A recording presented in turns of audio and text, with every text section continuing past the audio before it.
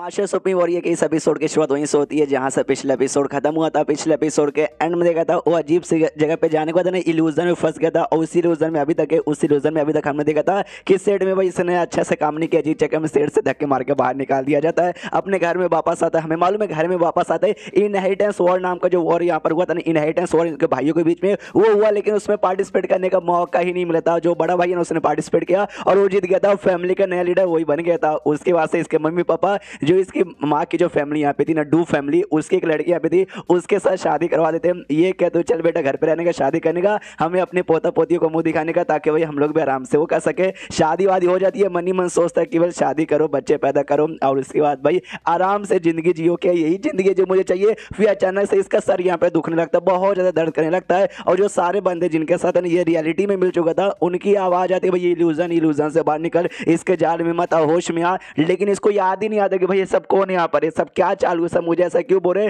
और इतना सोचते भी होश हो जाता है। फिर आँख खुलती है अगले दिन जहाँ पे इसकी शादी हो चुकी थी। बीबी सामने से कहती ओहो बाबू यार फाइनली आपकी आँख यहाँ पे खुल गई, क्या न सुहागा थोड़े दिन आप यहाँ पे बेहोश हो गए। यान के देख के हिला पड़े कि भाई तू कौन है? ये कहते भाई भूल गए, अरे मैं आपकी बीबी हूँ जिसके साथ मतलब आपकी शादी हुई थी। उसके बाद ना भाई ऐसे करते करते करते इल्यूजन की जो जिंदगी है ये जिंदगी यहाँ पे गुजरती है और बूढ़ा हो जाता है। जब आखिरी समय इसका कुछ दिन का यहाँ पे बचा हुआ था, शायद बाजू में इसके पोता पोती यहाँ पर होंगे, सामने से ये भी कहता है वेल यार मैंने शादी की, बच्चे पैदा किए, पोता पोती हो गया। यानी ये जिंदगी यहाँ पे बहुत ही बढ़िया थी, इसलिए आखिरी समय में मुझे काफी अच्छा लग रहा है। लेकिन जो इसकी बीबी थी ना वो सामने से कहती हाँ भाई मर जा बूढ़े साले, मर जा, तू मर जाएगा तो फाइनली मैं आजाद हो जाऊंगी, हाँ मजा जाएगा। तो सामने से यान के भी चौंक जाता है कि अरे मेरी जान तुम सामने से ऐसा यहाँ पे काय को बोल रही हो? जो सुंदर ये बोलती है ऐसा ना बोलूं तो क्या, इतने सालों से तेरे साथ रह के मेरा दम यहाँ पे घुटे जाता है, तू एक नंबर का नीचे गिरा हुआ फालतू बेकार टट्टी आदमी है, तो उससे यहाँ पे कुछ भी नहीं होता। क्या तेरी जो फैमिली यहाँ पे ना यांग फैमिली है, यांग फैमिली 8 ग्रेड फैमिली में सबसे बड़ी फैमिली यहाँ पर आती है, इसलिए मैंने तेरे साथ यहाँ पे शादी किया, वरना तेरे साथ यहाँ पे कौन शादी करता। सामने से यानी कि क्या वाकई में मतलब तू मेरे बारे में ऐसा सोचती हो? जो सुंदर कहती है हाँ भाई मैं तो ऐसा सोचती हूँ, क्यों तुझे जान के बुरा लगा?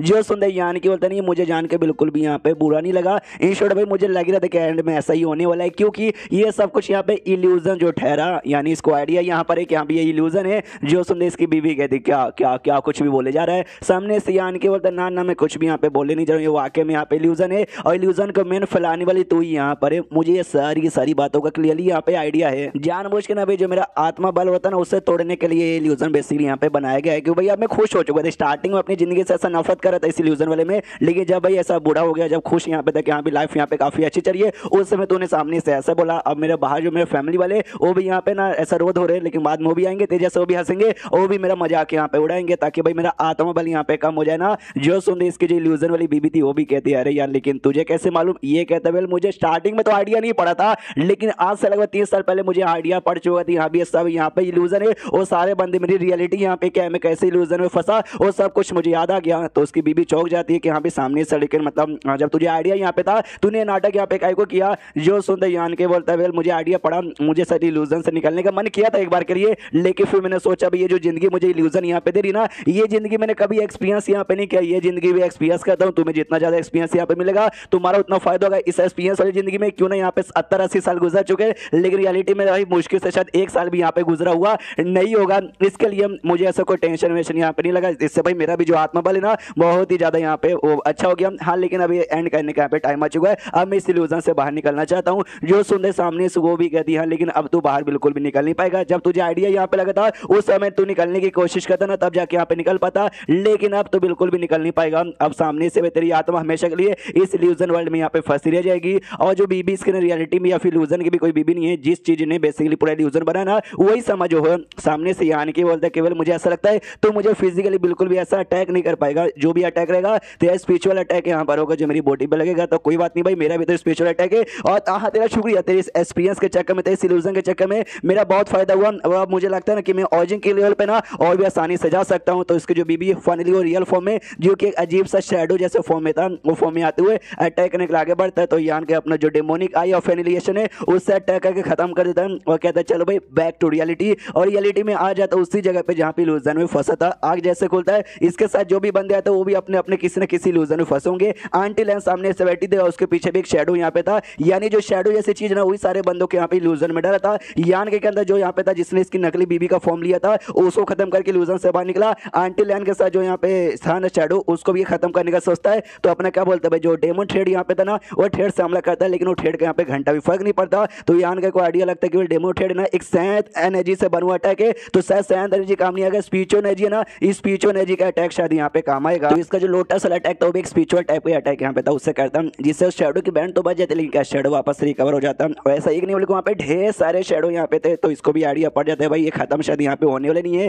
तो आंटी लैन है ना उसको ऐसा जगाता है, आंटी लैन होश में आती है, होश में आती सामने से कहता है आंटी लैन होश में यहाँ पर, यहाँ पे ढेर सारे शैडो है, हमें उनको यहाँ से रोकना पड़ेगा, अपना अटैक यहाँ पे करो। स्पिरिचुअल एनर्जी से यहाँ पे अटैक है ना, उतने में जो एल्डर नहीं और साथ ही में शायू है ना, मैं उनको यहाँ पे जगाता हूँ, ये उनके पास यहाँ पे जाता है और सामने से जो एल्डर नहीं है ना उसको यहाँ पे जगाता है। एल्डर नहीं भी जागता उसको भी यान की बातें बताता है कि ऐसी ऐसी बातें, तो ये भी जोर से चिल्लाता है भाई इनकी इतनी हिम्मत इन शैडो की कि भाई सामने से मेरे ऊपर भाई उन्होंने ऐसा अटैक किया, कोई बात नहीं उनकी बैंड बजाऊंगा। यान के समझाता है कि हाँ भैया कोई आर्टिफैक्ट या फिर कोई सैंत एनर्जी का अटैक यूज मत कीजिएगा, इस स्पिरिचुअल एनर्जी का जो अटैक रहता है ना वो अटैक यहाँ पे यूज कीजिएगा, तभी जाके आप इनको खत्म कर पाएंगे। उतने में जो शायू है ना मैं उनको यहाँ पे जगाता हूँ, तो सामने सो भी कहता है डोंट वरी, यान के शायू के पास जाता उसको जगाता कि मेरी माँ जल्दी से होश में आओ। उसकी आँख खोलती है, जैसे आँख खोलती है ना वो यान कैसे कहती है अच्छा तू फाइनली जग गया। सामने से यान के कहते हैं एक सेकंड, ये डायलॉग तो मुझे यहाँ पे बोलना चाहिए कि तू फाइनली यहाँ पे जग गई, उल्टा टू डायलॉग मुझे यहाँ पे मारी है। वो अभी भी यहाँ पे कंफ्यूज थी, हो सकता है अपनी लूजर में जो देखा होगा ना उसके चक्कर में ऐसी ऐसी बातें यहाँ पे करिए। उतने में क्या बोलते हैं अटैक वगैरह उस शेड वगैरह पे यहाँ पे किए जा रहे थे, उनको आइडिया लग जाता कि बोलिए जो भी चीज है ना भाई इन पे अटैक करेंगे ना तो ये खत्म होगी,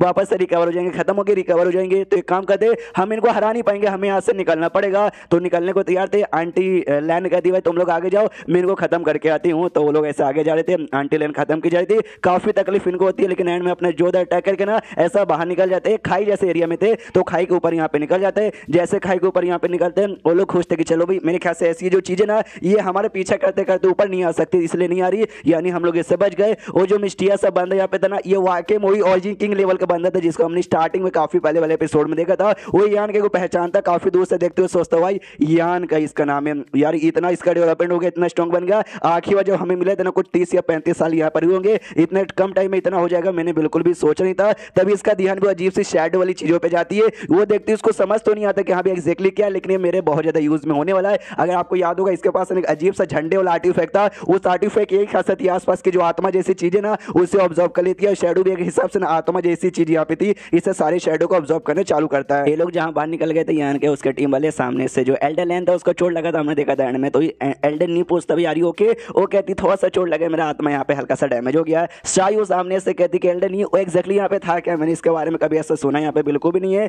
हम लोग ना कोई ऐसे इल्यूजन में फंस गए थे, इल्यूजन में ना ढेर सारे साल यहाँ पे गुजर गए, लेकिन रियलिटी में देखने से ऐसा लगता ना यार मुश्किल से 1 या 2 घंटा यहाँ पे गुजरा होगा। जो सुनने सामने से एल्डर नहीं भी कहता आई डोंट नो, मुझे भी इसके बारे में यहाँ पे कोई आइडिया नहीं है। एल्डर लैन आपको यहाँ पे कुछ आइडिया है क्या? वो कहती है मुझे भी यहाँ पे आइडिया नहीं है, जैसे तुम्हें मालूम होगा एक अजीब सी ये दुनिया है जिसके बारे में हमें कुछ भी कंप्लीटली आइडिया नहीं है। इससे पहले जो भी बंदा यहाँ पर आया, जो भी उस वाली इल्यूजन में फंसा ना, शायद वो सारे के सारे बंदों की मौत हो चुके, तभी तो भाई कोई बंदा जिंदा लौट के नहीं आया है वापस उसके बारे में बताने के लिए। सामने से एल्डन ये भी कहता कि ओके ठीक है, तो सबसे पहले आपको जो चोट है ना अपने चोट पे यहाँ पे ध्यान दो, जैसा आपका चोट यहाँ पे ठीक हुआ हम लोग अपना सफर आगे कंटिन्यू यहाँ पे करेंगे। तो सामने से ये भी कहती है ओके ठीक है, तो मैं अपना चोट ठीक करती हूँ, आप लोग रुको। एंड देन ये चैप्टर यहीं पे खत्म हो जाता है। तो चैप्टर खत्म तो वीडियो भी खत्म, तो मिलते हैं अगले किसी वीडियो में, जब तक के लिए बाय बाय।